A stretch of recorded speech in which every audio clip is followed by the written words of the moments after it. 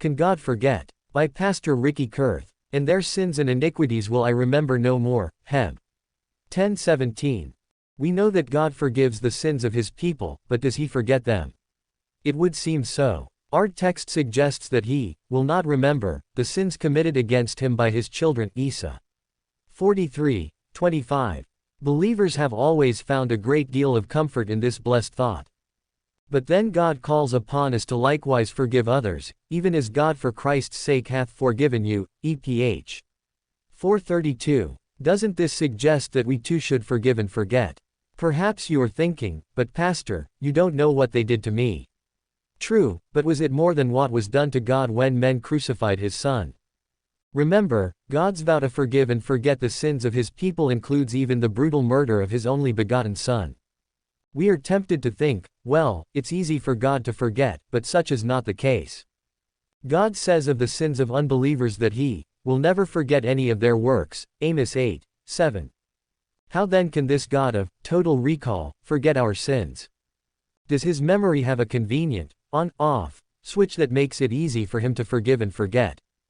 If so, then we who do not have such a switch would have an excuse for forgiving but not forgetting. But if God has such a switch, would he not also have to erase his memory of Calvary, or else forever wonder why his Son had to die? But it cannot be that God could forget the cross, for Revelation 5:6 joins John 20:27 to reveal that the Lord's resurrection body will forever bear the scars of the cross, making it impossible for God, or us, to ever forget his sacrifice for our sins. What then is the answer to our question? Can God forget our sins? Perhaps the reader has noticed that we never read that God will forget the sins of his people, but rather that he will not remember them.